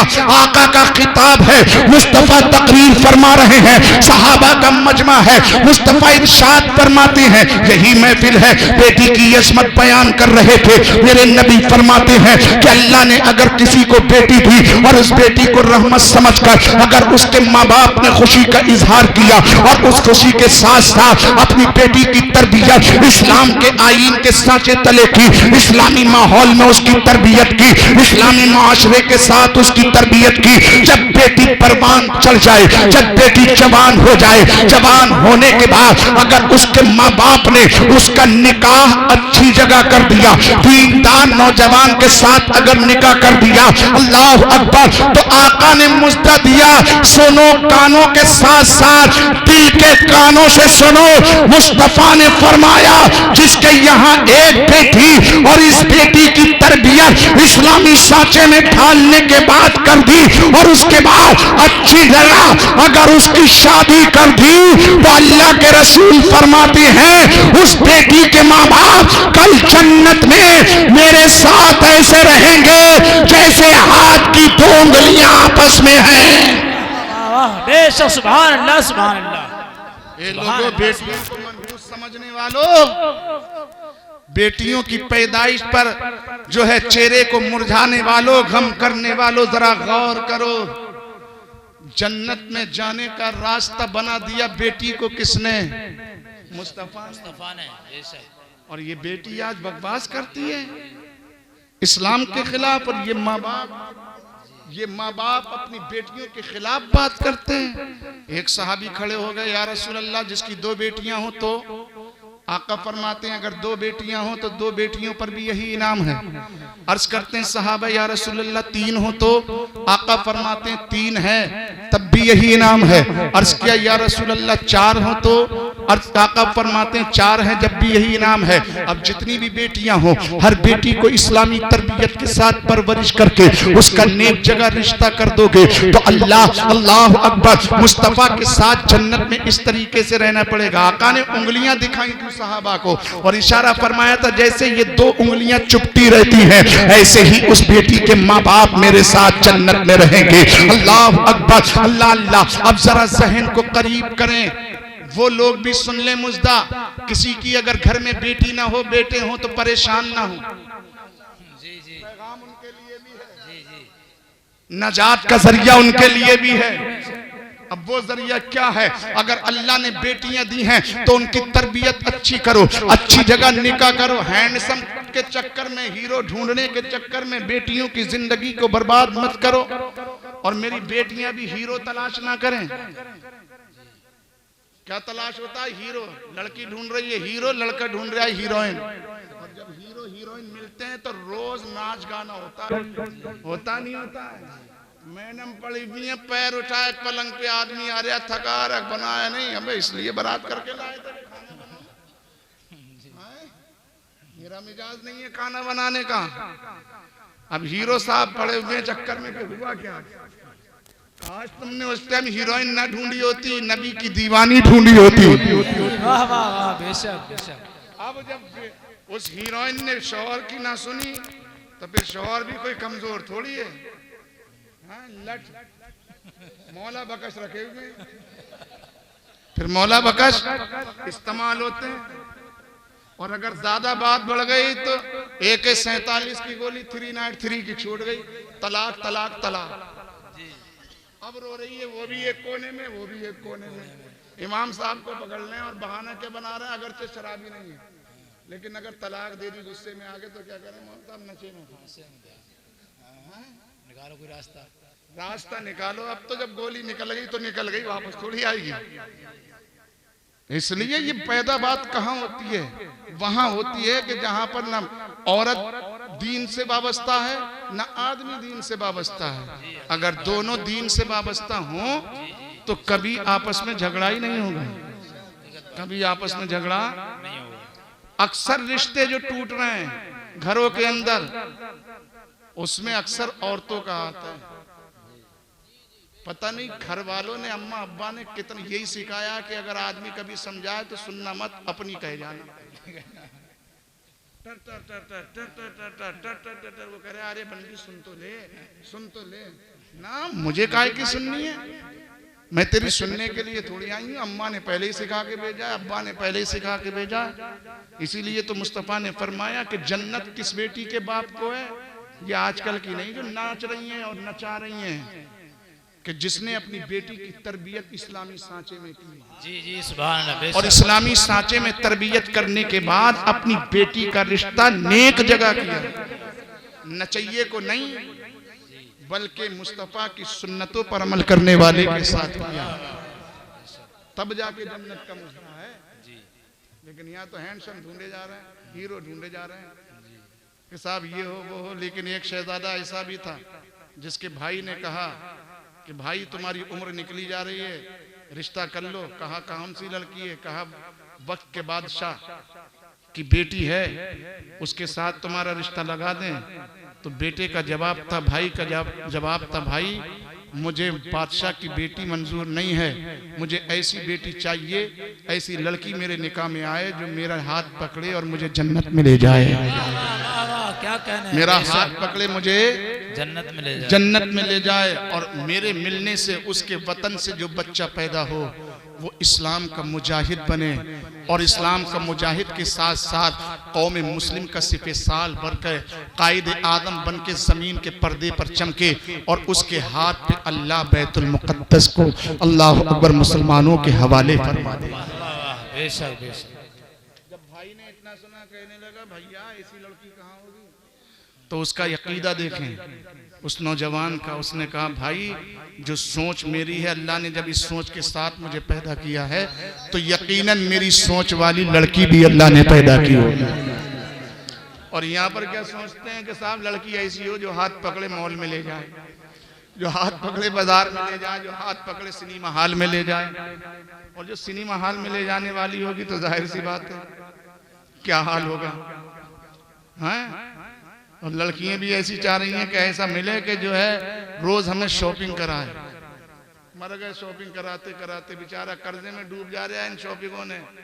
और दूसरी बात यह है कि बस अच्छे जो है ब्यूटी पार्लर खुल गए। ये ब्यूटी पार्लर नहीं है, ये डेंटिंग और पेंटिंग की दुकान है। पुराना कबाड़ा ले जाओ और नया करा के ले आओ। हाँ, ये हालात हो गए, ये हालात हो गए। कभी कभी तो ऐसा होता है कि निकाह के बाद में दूसरे दिन सुबह को लड़का दुल्हन को ढूंढता है, रात वाली गई कहाँ। ये होता है कि रात कुछ और माल था, आज कुछ और माल। ये हालात हो रहे हैं। ये बात आई मैंने इसलिए कह दी क्योंकि वक्त ज्यादा हो रहा है, आपके ऊपर सुस्ती चल चुकी है, इसलिए मैंने बात कर दी ताकि दिमाग भी जो है ताजा हो जाए और बात भी समझ में आ जाए। तो उनका भैया ऐसी बेटी तो मिल नहीं सकती, तो बोले नहीं मिलेगी। एक दिन जामे मस्जिद, दमिश्क की जामे मस्जिद में बैठे हुए थे, अचानक एक खातून आती है इमाम साहब के पास और कहने लगी हुजूर आप हमारे इमाम हैं, आप हमारे रहबर हैं। आज अगर किसी इमाम के पास में लड़की पहुंच जाए पर्दे के साथ में, तो अगर किसी ने देख लिया तो पूरे शहर के अंदर, पूरी बस्ती के अंदर हंगामा हो जाएगा। इमाम साहब तो लौंडिया से बात कर रहे थे, पता नहीं क्या चक्कर, निकालो मारो। लेकिन कल जब भी जरूरत पड़ती थी, कौम की बेटी हो या बेटा, वो अपने इमाम से राब्ता करती थी, उनसे मालूम करती थी कि ये हम काम कर रहे हैं ये सही है कि गलत है। जी जी बेशक। और कौम के इमाम ही देखा करते थे। और जब से घर के चौधरियों ने कौम के वो दड़मुंडे फासिको फाजिर जो है इलेक्शन के टाइम पे शराब और जुआ खिलाने वाले, शराब की बोतलें कौम को बांटने वाले जब से आए ना, तो कौम तबाह हो गई, कौम बर्बाद हो गई। फैसला इमाम से करवाना चाहिए था। तलाक का फैसला कौन रहा जिसे साले को हगने का तमीज नहीं है, इस्तंजे का तमीज नहीं है, वो फैसला करेगा। हा? और सीना तान के कह रहे वो क्या हो हमारे पास। अरे तुम जाते अपने इमाम के पास और कहते इमाम साहब हमारा फैसला करो कुरान और हदीस की रोशनी में कि कुरान हमारे इस काम के लिए क्या आदेश देता है। तो इमाम कभी तुमसे रिश्वत नहीं लेता, वो तुमसे भी मिला हुआ है दूसरा वाला नेता, और जो तुम्हारे अपोजिट है उससे भी मिला हुआ है। मिला हुआ क्यों है कि उससे ही पैसे ले रहा है, उससे ही पैसे ले रहा है। और जिसकी लाठी मजबूत हुई फैसला उसी के हक में दे दिया। जिसके बस्ती में ज्यादा वोट हुए, घर ज्यादा हुए, यार कम वाला है इसके चले जाएंगे, कोई बात नहीं, इसके नहीं जाना चाहिए, इसका लट मजबूत है, फैसला उसी को दे दिया। लेकिन उन्हें मालूम नहीं है गलत फैसला करके कल मरने के बाद तुम्हारा अंजाम क्या होगा। अल्लाह अकबर। बात सुने, इमाम साहब के पास खातून आई, कहने लगी हुजूर मैं जवान हूँ, मेरी जवानी उरूज पकड़ चुकी है, मैं निकाह के लायक हो चुकी हूँ, मेरी ख्वाहिश है कि आप मेरे लिए रिश्ता तलाश करें, लड़का देखें।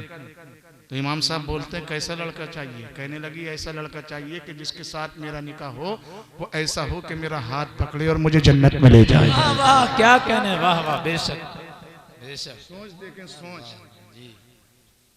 और कहा दूसरी शर्त मेरी ये है कि उसके नुतफे से मेरे वतन से जो बच्चा पैदा हो वो दीन का मुजाहिद मुसलमानी फौज का जर्नल आला बने और एक वक्त वो आए कि वो बैतुल मुक़द्दस फतेह करके मुसलमानों के हवाले करे। अल्लाह अकबर। इमाम साहब ने सुना, ठीक है बेटा तुमने ये शर्त रख दी है, हम देखेंगे कोई ऐसा नौजवान तलाश करेंगे। अल्लाह अकबर। हजरत सैयदना नजमुद्दीन वहाँ बैठे हुए थे आड़ में, ये बातें सुन रहे थे। जैसे ही वो खातून गई आप करीब आए, कहने लगे इमाम साहब मुझे इस लड़की का रिश्ता मंजूर है।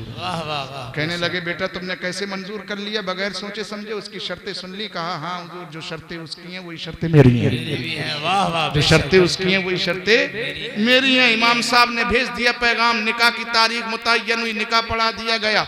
अल्लाह अकबर। दोनों जब निकाह के बंधन में बंधे, एक वक्त ऐसा आया कि अल्लाह ने उनकी झोली में एक हसीन जमील बेटा अता फरमाया और वो बेटा जैसे जैसे जवान हुआ 25 साल की उम्र में नूरुद्दीन जंगी की फौज के साथ मिस्र का गवर्नर बना करके भेजा गया और साथ ही साथ वक्त बदला।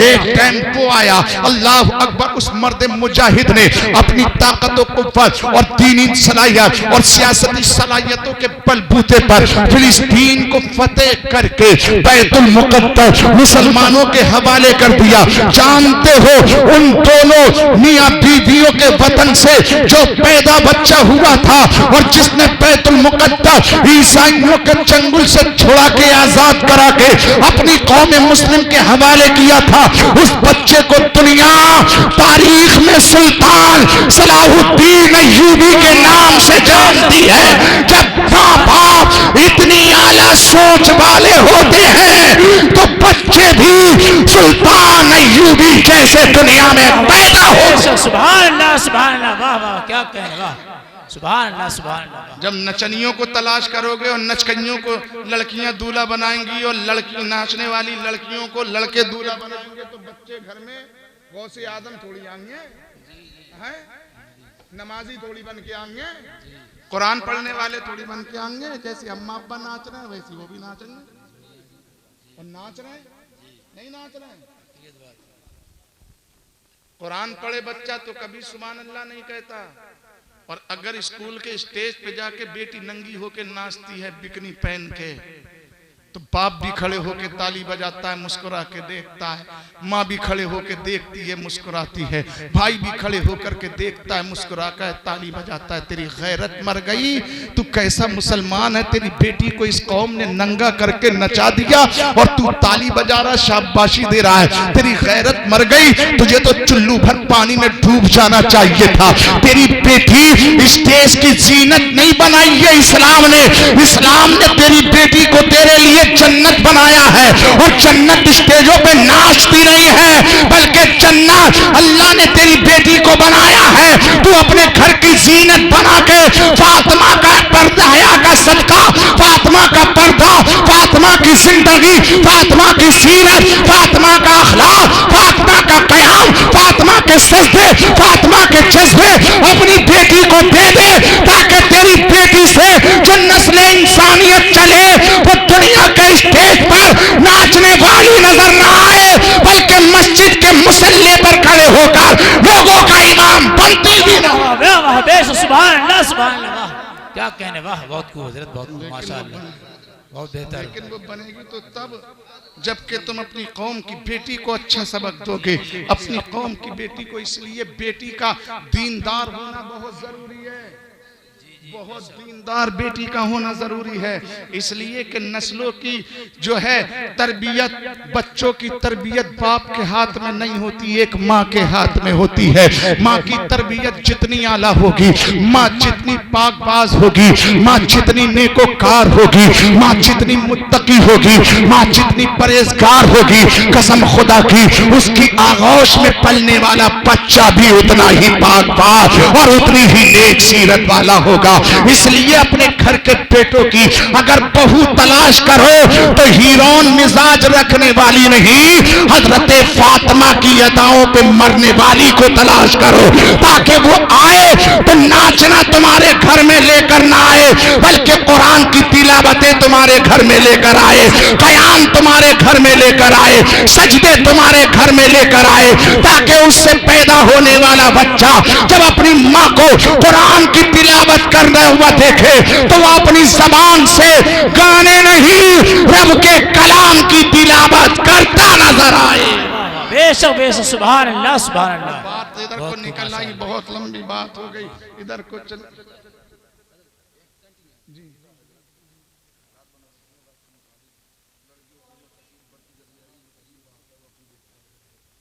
उसी बात को कह रहा था जी, मैं उसी बात को मैं कहना चाह रहा था, उसी बात पर मेरी बात चल रही है।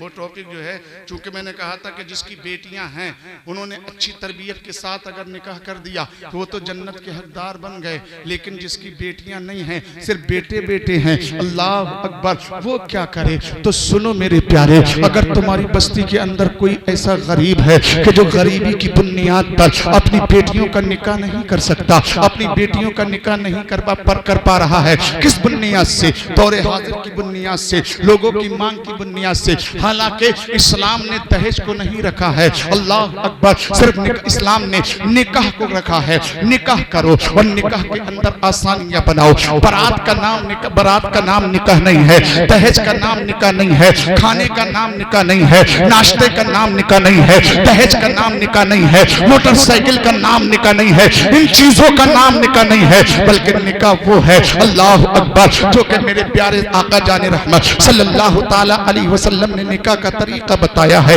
अल्लाह अकबर, मेरे प्यारे दीनी इस्लामी भाइयों, महर को मुतय्यन करके चंद लोग जाएं, 2-3 लोग जाएं, बल्कि आका ने फरमाया है कि बेटे वाले को लड़की वाले के यहाँ पानी पीना भी जायज नहीं है, दुरुस्त नहीं है शादी के मौके पर। और यहाँ तो मांग चल रही है, यहाँ तो मांगे जा रही है कि साफ खाना ऐसा चाहिए, ऐसा खाना चाहिए, फला खाना चाहिए, खाने में इतने रोटी होना चाहिए, इतने मेहमान होंगे। ये पता चलता है, लोग कहते हैं साहब रात के सन्नाटे में डाकू घुस जाते हैं, हम तो देखते हैं बारात की शक्ल में लोग दिन में ही डाका डाल लेते हैं। अल्लाह अकबर, पूरा का पूरा घर सफा करके चले आते हैं। मेरी कौम के लोगों, इस्लाम ये नहीं सिखाता, मजहब इस्लाम किसी के ऊपर जुल्म करने के लिए नहीं, बल्कि शफकत और मोहब्बत से काम करने के लिए इस्लाम का पैगाम है कि तुम जिस तरीके से हो, जैसे ही तुम हो, अपने मुसलमान भाई को भी वैसे ही समझो। अल्लाह अकबर, किसी की बेटी है तो उसको बेटी की बुनियाद पर उसके ऊपर नाजायज दबाव मत बनाओ, निकाह का पैगाम भेजो और निकाह करो उसके। अल्लाह अकबर, माँ बाप अपनी जिम्मेदारी समझते हुए जो भी अपनी तरफ से हदियतन पेश कर दे वो अलग बात है, लेकिन कोशिश मत करो, डिमांड मत करो, ये मत कहो कि साहब हमें ये चाहिए, बल्कि उससे कह दो जनाब हमें तुम्हारी बेटी से रिश्ता करना है, हमें मोटरसाइकिल और बर्तनों की जरूरत नहीं है, हम निकाह करने के लिए आएंगे, हमें कोई बारात लेकर के आने की जरूरत नहीं है, तुम्हारे पास में जो कुछ मयसर हो वो कर देना, अगर ना हो तो हम जो है कभी तुमसे मुतालबा ना करेंगे, अपने जो है हम एक जोड़ा लाएंगे, खुशी खुशी निकाह करवा देना, हम उसी जोड़े के साथ उसको ले जाएंगे। अगर तुमने ऐसा किया तो यकीनन आपने बहुत बड़ा काम कर दिया। और अल्लाह अल्लाह, और फिर दूसरी बात ये भी मैं कह दूं, अगर आपकी बस्ती में अल्लाह अकबर कोई लोग अमीर हैं, मालदार हैं, अगर बेटे अल्लाह ने दिए या जिसके पास बेटे बेटियां नहीं है, अगर आपकी बस्ती में कोई गरीब है, दौरे हाजिर की बुनियाद पर अगर उनकी बेटियों की उम्र बढ़ रही है लेकिन वो निकाह नहीं कर पा रहे हैं, अपनी कमजोरी, अपनी तंगदस्ती, अपनी हाली की बुनियाद पर, तो कौम के लोगों को चाहिए उस बेटी के निकाह का इंतजाम करें। अल्लाह अकबर, ये लोगों सुनो, सहाबा ने अर्ज किया था या रसूल अल्लाह, अगर किसी की बेटी ना हो, सिर्फ बेटे हो, तो वो आका क्या आपके साथ जन्नत में नहीं रहेगा? तो कुर्बान जाइए। मदीने वाले ने अपनी बारगाह से कभी किसी को खाली हाथ जाने नहीं दिया है, जो भी मुराद लेकर आता है मुस्तफा के दर से अपनी मुराद पूरी करके आता है, खाली दामन फैलाता है, दामन खाली होता है, निगाह नबूवत पढ़ने के साथ ही वो खाली दामन रहमत खुदाबंदी से भर दिया जाता है। अल्लाह अकबर, साइलेंस करता है या रसूल अल्लाह, अगर बेटी ना हो तो क्या वो जन्नत में नहीं जाएगा? आका फरमाते हैं जिसके सिर्फ बेटे हो, बेटियां ना हो, अगर वो है है कयामत के दिन मेरा साथ उसे मिले, वो मेरे साथ जन्नत में जाए, तो उसका पहला काम ये है, अगर उसकी बस्ती में, उसके पड़ोस में, उसके शहर में अगर कोई गरीब बाप की गरीब बेटी हो और निकाह के लिए मुकम्मल हो चुकी हो और निकाह गरीबी की बुनियाद पर वो न कर पा रहा हो, तो वो अमीर आदमी को चाहिए, उस बेटे वाले को चाहिए कि उस गरीब बेटी का निकाह किसी अच्छे दीनदार लड़के के साथ कर दे। अगर उसने किसी गरीब बेटी का निकाह किसी के साथ करवा दिया तो कल कयामत में वो बेटे वाला एक गरीब के साथ निकाह बेटी का करा दिया है, उस निकाह की बरकत से वो भी कल जन्नत में मेरे साथ ही ऐसे ही रहे। बेशक बेशक, सुभान अल्लाह सुभान अल्लाह। मेरे प्यारे, ये पैगाम है इस्लाम का, ये पैगाम है नबी का। तो ये बेटी को इज्जत दी किसने? मुस्तफ़ा ने। तो इस बेटी को क्या चाहिए कि उस नबी की मोहब्बत में अपना सब कुछ कुर्बान कर दे, लेकिन कभी उसके खिलाफ बगावत ना करे। अल्लाह अकबर। इन बेटियों को यौम रसूलुल्लाह को पर खुल खोल के, दिल खोल के अल्लाह अकबर खर्च करना चाहिए और दीन मुस्तफ़ा पर अपने आप को मिटा देना चाहिए। अल्लाह अल्लाह। और बात अब तो बहुत लंबी हो जाएगी, बस आखिरी बात मैं कह दूं अपनी बात।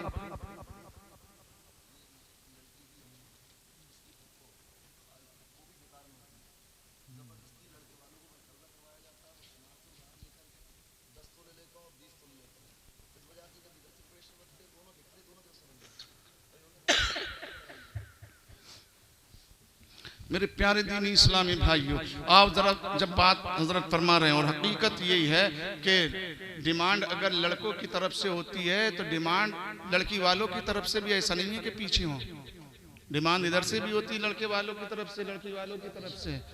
और डिमांड क्या होती है कि साहब इतने तोले सोना आना चाहिए, हो रहा कि नहीं हो रहा, इतने जोड़े आना चाहिए, इतनी चप्पलें आना चाहिए, चाहे वो कर्जे में डूब जाए। और हम तो ये कहते हैं कभी कभी तकरीर में कि जो कर्जा लेके जो बारात करते हैं ना, वो एक दिन के मुकेश अंबानी बन जाते हैं, एक दिन के मुकेश अंबानी होते हैं और दूसरे दिन पता ही नहीं चलता कि कहाँ है। हाँ, दूसरे दिन बिल्कुल भिखारी बने हुए, जुड़वा भी परेशान है, यार इतनी शान से गए थे लिवाने के लिए, अब पता ही नहीं चलता। सुबह को जब सो के उठते हैं तो मियाँ खाए, और शाम को जब सो जा रहे हैं तो मियाँ दिखाई दे रहे हैं।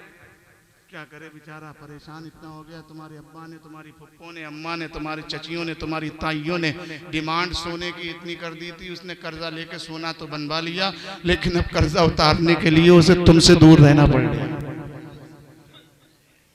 इसलिए ऐसी डिमांड मत करो जिसके वजह से लड़का जो है कर्जे के अंदर दब जाए। निकाह जो है ना, वो दिल के सुकून के लिए है। अल्लाह कुरान में फरमाता है लितस्कुनु इलैहा, निकाह दिल के सुकून का जरिया है। लेकिन आज क्या है, निकाह सुकून की बजाय लोगों को परेशान कर दिया इस निकाह ने। निकाह करने के लिए लड़का जाता तो बहुत खुशी खुशी है सलमान खान बन के, लेकिन जब लौटता है 3-4 दिन गुजर जाते हैं, दोस्त भी परेशान हो जाते हैं, दोस्तों का फोन ही नहीं उठाता। जो रात भर दोस्तों के साथ गप्पे मारता था, दिन भर दोस्तों के साथ घूमता था, अब दोस्त तलाश कर रहे हैं डंडे ले लेके कि कहाँ है, कहाँ मिल ही नहीं रहा। और कभी धोखे से हत्ते चढ़ जाए तो पूछ ले, यार जब से शादी की होगी तू तो जोरू का गुलाम हो गया, मत कया करो, दिल मत दुखाओ उसका, तुम्हें क्या मालूम किस मुसीबत में फंस गया, किस परेशानी में फंसा हुआ है, किस परेशानी से वो गुजर रहा है। उसके रातों की नींद हराम हुई पड़ी है, खाना खा तो रहा बस जीने के लिए।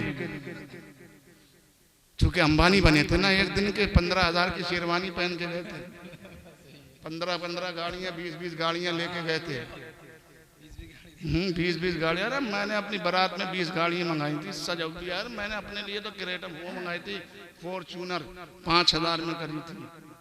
हाँ, बाद में पता चल गया कि मोटरसाइकिल जो मांगी थी उसके लिए तेल भी नसीब नहीं।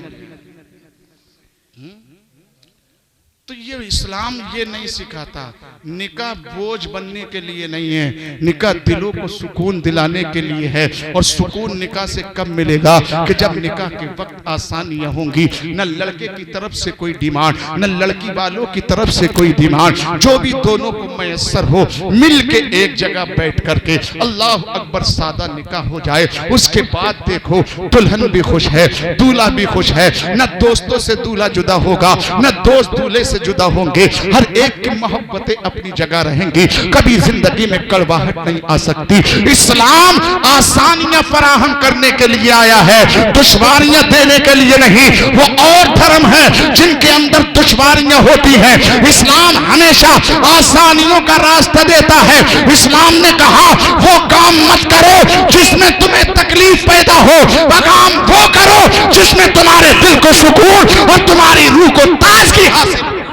बेशक बेशक इस्लाम वो मजहब है, लेकिन आज हमने इसको दुश्वार बना लिया। मेरे प्यारे दीनी इस्लामी भाइयों, बात आई तो मैंने कह दी, बस आखिरी बात सुन लें। हर एक को जश्न विलादत पर जो है खुशी मनाना चाहिए। और मैं एक बात और कह दूं कि लोग बहुत कहते हैं कि साहब विलादत रसूलुल्लाह मनाना जायज नहीं, कहते नहीं बोलो। लेकिन उन अकल के अंधों को समझ नहीं आती। वो कहते क्या साहब साहबा ने नहीं मनाया, सरकार ने खुद नहीं बनाया। तो उनसे कह दिया करो यार, जो तुम यौम टीचर डे मनाते हो या यौम मदर डे बनाते हो, फादर्स डे बनाते हो, मनाते नहीं मनाते हैं? गांधी जयंती मनाते हैं, मनाते नहीं मनाते? वो मनाते हैं सब। यौम आज़ादी मनाते हैं। बताइए कि ये साहबा ने मनाए थे मदर्स डे, फादर्स डे साहबा ने मना थे? अरे तुम एक दिन मनाते हो, मेरे नबी के गुलाम हर रोज मदर्स डे मनाते थे। मुसलमानों को रोज मनाना चाहिए, साल में एक दिन नहीं। फादर्स डे रोज मनाना चाहिए, साल में एक दिन नहीं। इसलिए कि अल्लाह ने तेरे माँ बाप को तेरे लिए जन्नत बना दिया है। तेरे लिए माँ बाप को तेरे लिए अल्लाह ने जन्नत बना दिया है। मैं जो बात कहना चाहता था बात यहीं पर आई है। अल्लाह अकबर। माँ बाप को चाहिए कि आमद मुस्तफ़ा पर जश्न मनाएं खूब दिल खोल के। लोग अगर इमाम साहब चंदा करने जाएं, साहब मस्जिद सजना है, नबी नूर पर महफिल मिलाद होगी, तो लोग खसीस हो जाते हैं, बूढ़े। अरे इमाम साहब क्या करने की जरूरत है? अरे शर्म नहीं आती? तुम्हारी हैसियत क्या थी जब नबी नहीं आए थे? तुम्हारी औकात क्या थी जब नबी पैदा नहीं हुए थे? जब तक नबी ना आए थे तो इस दुनिया के बूढ़े माँ बाप की क्या कदर और कीमत थी, जरा सुने। आखिरी जुमला मैं कहकर अपनी गुफ्तगू को मुकम्मल कर दूं। इंशाअल्लाह उसके बाद कभी और अगर मौका दिया तो मुलाकात होगी, लेकिन वक्त का ख्याल रखें, तब जाके सही मुलाकात हो सकेगी। मेरे प्यारे दीनी इस्लामी भाइयों, क्या हैसियत थी माँ बाप की। आज तुम यौम रबीउन नूर शरीफ के मौके पर अगर मौलाना शमसुल हसन साहब मुतालबा करें, जनाब नबी की पैदाइश की तारीख आ रही है, नजराना खुलूस पेश कर दीजिए। अल्लाह अकबर। आप मुंह टेढ़ा कर देते हो। अल्लाह अल्लाह। ए मेरी कौम के बुजुर्गों, जरा सुनो सुनो, अपनी जिंदगी का मुताला करो। जब तक मेरे नबी पैदा ना हुए थे, पूरी दुनिया के माँ बाप की ये इज्जत थी। अल्लाह अकबर। अल्लाह अल्लाह। जब तक माँ बाप काम के थे, जब तक माँ बाप के जिस्मों में ताकत रहती थी, कुव्वत रहती थी, उस वक्त तक तो औलाद उन्हें अपने घर के अंदर रखते थे। और जब उनके हाथ पैर काम करना छोड़ देते थे, जब माँ बाप कमजोर हो जाते थे, जब माँ बाप लाचार हो जाते थे, तो जानते हो उनकी औलादें उनके साथ सलूक क्या करती थी? जिस तरीके से आज मंडियों में सब्जियों के भाव लगते हैं, उसी तरीके से मेलों में जाकर के गाय बैल बेचे जाते हैं, वैसे ही इन बूढ़े माँ बाप को कल की औलादें उस वक्त की मंडियों में ले जाकर के खड़ा करती थी। अल्लाह अकबर। और उनकी लाचारी कमजोरी का फायदा उठाते हुए उन्हें दूसरों के हाथ पैसों में बेच के आती थी, फरोख्त कर दिया करती थी। ए मेरे कौम के बाप सुन, ए मेरी कौम की माँ सुन, तुझे कितना बुरा तेरे बेटे जानते थे, तेरी लाचारी का फायदा उठा के अपने घर से दूर दूसरे के हाथ फरोख्त कर दिया करते थे। तेरी इज्जत बलिया मेट करती थी, तेरे बेटे ही तुझे अपने घर से बाहर फेंक दिया करते थे। कोई भी इज्जत देने वाला नहीं था, तुझे अपने कदमों में तेरी औलादों ने रखा हुआ था। औलादे अपने माँ बाप को अपने पैर की जूती के नीचे समझते थे। इससे ऊपर उठने की कोशिश अगर माँ बाप करते थे तो उनकी सगी औलादे उन्हें ठोकर मार के मंडियों के हवाले करके उन्हें कौड़ियों के भाव बेच दिया करते थे। उन मंडियों से बिकने से बचाने वाली जात का नाम मेरी कौम के माँ बाप मोहम्मदुर रसूलुल्लाह है।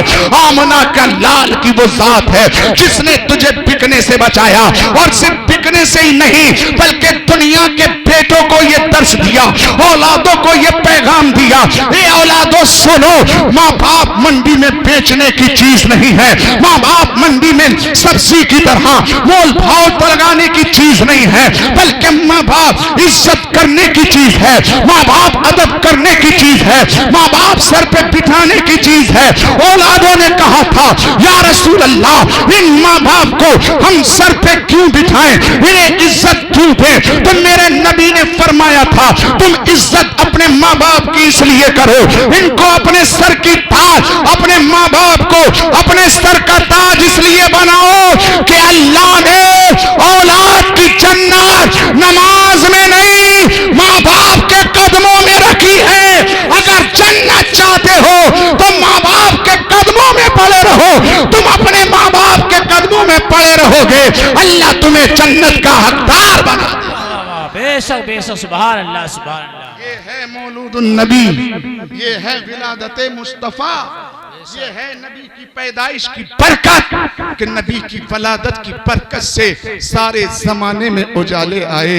यही तो वजह है कि हम क्यों ना उस नबी के मोहब्बत में चरागा करें, क्यों ना उस नबी के महफिल मीलाद सजाएं, क्यों ना उस नबी के नाम पर लंगर लुटाएं, क्यों ना उस नबी के नाम पर अपनी जान कुर्बान करें, क्यों ना उस नबी की मोहब्बत में अपने माल को कुर्बान करें, क्यों ना उस नबी की याद में अजल से जुलूस सजाएं। इसलिए कि मेरी जिंदगी की बहारें मदीने वाले के कदमों की बरकत से है, मेरी जिंदगी की रोशनियां मुस्तफा जाने रहमत के कदमों से है, मेरी दुनिया की आरामो आसाइश मुस्तफा के कदमों की बरकत से है, मेरे कब्र की बहारें मुस्तफा के कदमों की बरकत से है, मेरे हश्र की अजमतें मुस्तफा के कदमों की बरकत से है। जन्नत की बहारें मुझे मिलेगी तो मुस्तफा के कदमों की बरकत से मिलेगी। इसीलिए तो आला हजरत अजीमुल मर्तबत फरमाते हैं जमीनो जमा तुम्हारे लिए चुनीनो चुना, मकीनो मका तुम्हारे लिए चुनीनो चुना, तुम्हारे लिए बने तो जहां तुम्हारे लिए, दहन में ज़बा तुम्हारे लिए, बदन में है जा तुम्हारे लिए, हम आए यहाँ तुम्हारे लिए, उठे भी वहां तुम्हारे लिए, इशारे से चांद चीर दिया, छुपे हुए रुख को फेर दिया, गए हुए दिन को अस्र किया, ये ताबो तबा तुम्हारे लिए, सबाबो चले के बागो फले, वो दिन हो वाले के वो फूल खिले, हिबा के तले सना में खोले, रजा की ज़बान तुम्हारे लिए, रजा की ज़बान तुम्हारे लिए। कद जाअकुम मिनल्लाहि नूरुन व किताबुम मुबीन, तहकीक आया अल्लाह की जानिब से नूर और एक रोशन किताब, वो नूर मुस्तफा की जात, वो किताब कुरान मुक़द्दस। अल्लाह ने कुरान दी, अल्लाह के रसूल ने फरमाया अद्दिबू औलादकुम अला सलासति खिसाल, कि तुम अपनी औलादों को तीन चीजें सिखाओ। पहली चीज हुब्बा नबीयकुम, कि मेरी मोहब्बत सिखाओ। दूसरी चीज वहुब्बा अहली बैती, कि मेरे घर वालों की मोहब्बत। तीसरी चीज वहुब्बा तिलावतुल कुरान, और तीसरी चीज मैं कुरान की तिलावत अपने बच्चों को सिखाओ। फिर उस नबी ने फरमाया तीन चीजें हुर्मत वाली हैं, अगर उन हुर्मत वाली चीजों की हिफाजत करोगे तो अल्लाह तुम्हारी दुनिया भी आबाद, तुम्हारा दीन भी आबाद रखेगा। और वो तीन चीजें क्या हैं? अल्लाह अकबर। अल्लाह के रसूल फरमाते हैं इन्ना लिल्लाहि सलासतु हुर्मातुन फमन हफिज़हुन्ना हफिज़ दुनिया व दीनहु, बेशक अल्लाह ने दीन हुर्मत वाली चीजें अता की। अगर तुमने उनकी हिफाजत की, हाफिज़त दुनिया, अल्लाह तुम्हारी दुनिया भी महफूज करेगा, व दीनहु, और अल्लाह तुम्हारे दीन को भी महफूज फरमा देगा। वो तीन चीजें क्या हैं? पहली चीज हुर्मतुल इस्लाम, इस्लाम की इज्जत, व हुर्मती,